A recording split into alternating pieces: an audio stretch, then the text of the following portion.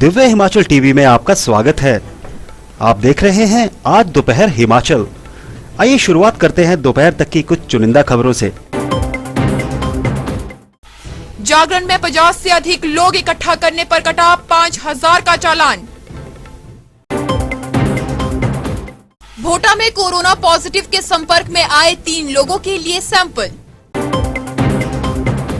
मुख्यमंत्री ने स्क्रीनिंग के माध्यम से विजय दिवस कार्यक्रम में लिया भाग, शहीदों को किया शत-शत नमन। सुंदरनगर में पूर्व सैनिकों के लिए कैंटीन शुरू। कोविड नियम ना माने तो मिनी सचिवालय में नहीं दी जाएंगी सेवाएं। अब समाचार विस्तार से। पुलिस थाना हटली की टीम ने ढलवान में कोरोना नियमों को ताक में रखकर जागरण करवाने वाले एक परिवार का 5,000 रुपए का चालान काटा है। मंडी जिला में किसी समारोह में 50 से अधिक लोग इकट्ठा करने पर यह पहला चालान कटा है।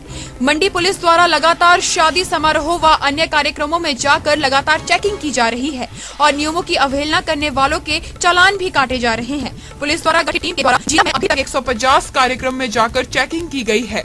पुलिस अधीक्षक मंडी शालिनी अग्निहोत्री ने कहा कि मंडी जिला में कोरोना के मामले लगातार बढ़ते जा रहे हैं और ऐसे में लोगों को कोरोना नियमों का पालन करना होगा।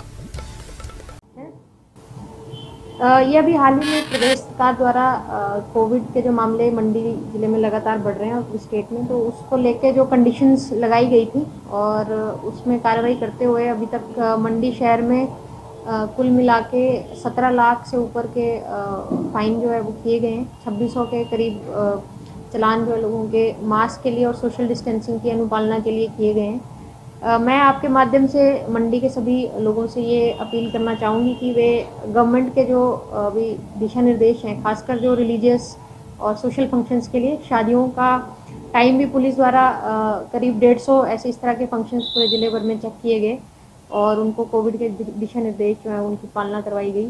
साथ ही एक बलद्वाड़ा में एक गांव है भलवान, वहाँ पे किसी रिलीजियस फंक्शन में जो है 50 से ऊपर की गैदरिंग थी, तो वहाँ पे 5,000 रुपये का फाइन भी किया गया। तो हमारी जो प्रयास है, हमारा प्रयास वो ये है कि हम कोविड के जो संक्रमण फैल रहा है मंडी में और काफ़ी सारे केसेस लगातार आ रहे हैं, तो उसमें लार्ज सोशल गैदरिंग, बहुत ज़्यादा लोग, 50 से ऊपर लोग, जैसे कि सरकार ने तय किया है कि 50 से ज़्यादा लोग किसी भी फंक्शन में ना आए, उसकी पालना हो।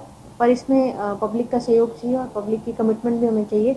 आपके माध्यम से मैं सभी से अपील करना चाहूँगी कि वो पुलिस को इस पूरे कोविड के संक्रमण को रोकने में हमारी मदद करें और जो भी सोशल गैदरिंग हो रही है उसमें जो नियमित तौर पे सरकार द्वारा तय नंबर है 50 लोगों का, उसी तक अपने गेस्ट लिस्ट को आप शॉर्ट करें। और साथ में रिलीजियस फंक्शन या हमारे यहाँ पे जिस तरह से देवता जो हैं गांव में विजिट करते हैं और लोग उनके आशीर्वाद के लिए जाते हैं, तो एक समय पे 50 से ऊपर लोग जो हैं वो इकट्ठे ना हो, क्योंकि इससे संक्रमण के फैलने का खतरा है। और हमारी यही इच्छा है कि हमारा जो चलान है वो उसकी नौबत लास्ट में आए बिल्कुल, और लोग हमारा सहयोग दें तो हम बिना चलान के या बिना किसी कानूनी गतिविधि, जैसे कि हम FIR भी इसमें रजिस्टर कर सकते हैं, वो हमें करने की ज़रूरत ना पड़े। लोगों के सहयोग से मंडी ज़िला में सारे दिशा निर्देश जो हैं वो पूरी तरह उनकी पालना हो और कोविड से हम जल्द से जल्द अपने डिस्ट्रिक्ट को मुक्त करें और इसको तोड़ने में, चेन को तोड़ने में हम एक दूसरे का सहयोग करें। ग्राम पंचायत मोरसू सुल्तानी के सिद्धपुर में आज कोरोना संक्रमित महिला के संपर्क में आए 3 लोगों के कोविड के सैंपल लिए गए। इस मौके पर स्वास्थ्य विभाग की तरफ से डॉक्टर शिवानी, लैब टेक्नीशियन राज महाजन व स्वास्थ्य कार्यकर्ता प्रेम मौजूद रहे। ज्ञात रहे भोटा व आसपास के क्षेत्र में कोरोना के रिकॉर्ड तोड़ सैंपल हो चुके हैं। विजय दिवस कार्यक्रम का आयोजन उपमंडल सुजानपुर के तहसील परिसर में किया गया, जहां राज्य सरकार द्वारा आयोजित कार्यक्रम को लाइव बड़ी स्क्रीन के माध्यम से दिखाया गया। राज्य सरकार के इस कार्यक्रम में बतौर मुख्य अतिथि प्रदेश मुख्यमंत्री जयराम ठाकुर ने शिरकत की। उनके साथ ठाकुर मोहिंद्र सिंह और सैन्य अधिकारी उपस्थित रहे। सुजानपुर में आयोजित कार्यक्रम की अध्यक्षता SDM शिल्पी वेक्टा ने की। इस मौके पर पूर्व सैनिकों व वीर नारियों की ओर से 2 मिनट का मौन रखकर 1971 भारत पाक युद्ध में शहादत का जाम पीकर सर्वोच्च बलिदान देने वाले शहीदों को याद कर श्रद्धांजलि अर्पित की गई।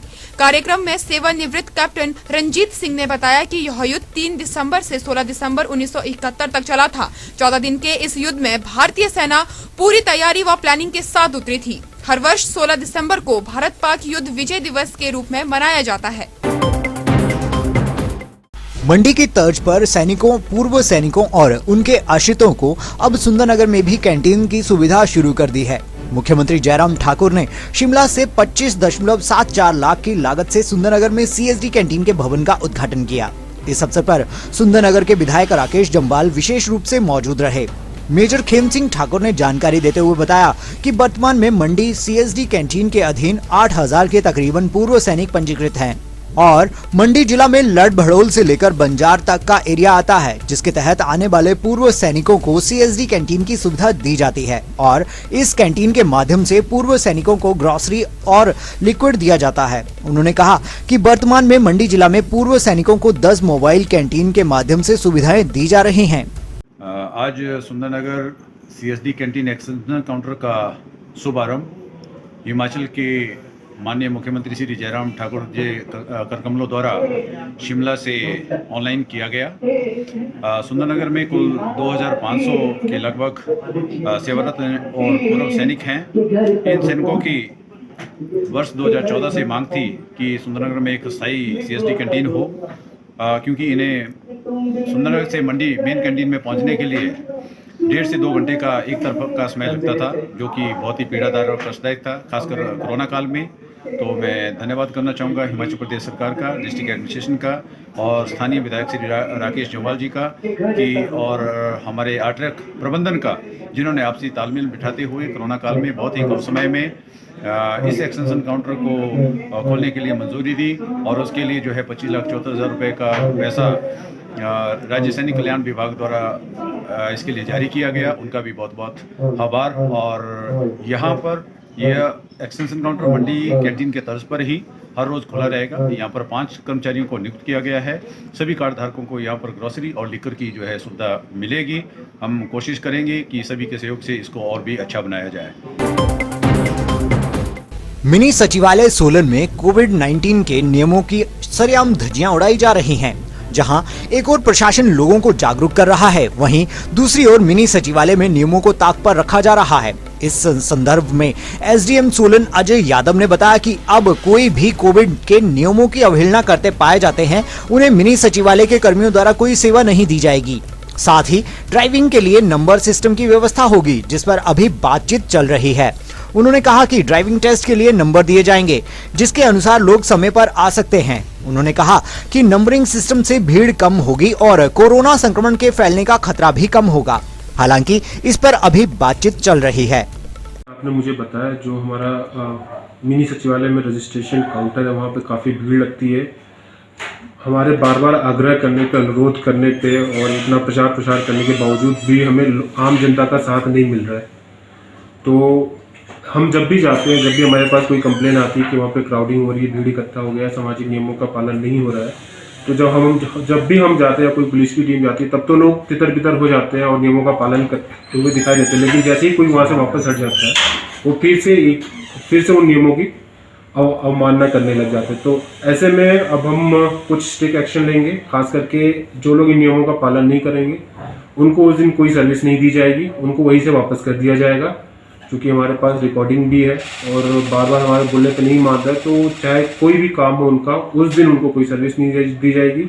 और ड्राइविंग के लिए हम कुछ नंबर सिस्टम की व्यवस्था करने वाले हैं। अभी इस पर विचार चल रहा है। अगले ड्राइविंग टेस्टिंग से हम ऐसा करेंगे कि लोगों को नंबर दे देंगे और वो नंबर अनुसार समय पे आ सकते हैं। जैसे जिनको शुरू के नंबर मिल गए 1 से 50 मिल गए, वो 10 साढ़े 10 पे आ गए। जिनको 100 से 200 के बीच में मिले, वो 12 के आसपास आ गए। तो ऐसे करके लोगों को भी थोड़ा सा आइडिया लग जाएगा कि उन्हें कब आना है। क्योंकि अभी फिलहाल क्या होता है कि सारे लोग 10 बजे साढ़े 10 बजे आ जाते हैं एक साथ और भीड़ इकट्ठा हो जाती है। फिर वहाँ पे बार बार हमें उन्हें समझाना पड़ता है, दूर करना पड़ता है और कई बार ट्रैफिक का भी सामना करना पड़ता है पसाल एलिफेंट के बाद। तो अब हम जब नंबरिंग सिस्टम कर देंगे तो इससे थोड़ी क्राउडिंग कम होगी। अभी इस पर हम कार्य कर रहे हैं और हमें उम्मीद है कि अगली ड्राइविंग टेस्ट में हम इसको इम्प्लीमेंट कर पाए। और जहाँ तक क्राउडिंग की बात है, रजिस्ट्रेशन काउंटर के बाहर अब इस पर हमें कुछ ना कुछ स्ट्रिक्ट एक्शन लेना पड़ेगा। हमारे बार बार आग्रह करने के बाद हमने वहाँ पे सफ़ेद रेखाएं नीचे बनाई हुई हैं, लोग उसको भी नहीं फॉलो कर रहे हैं, तो अब इनको वापस भेजना पड़ेगा और उनको उस दिन कोई सर्विस नहीं दी जाएगी।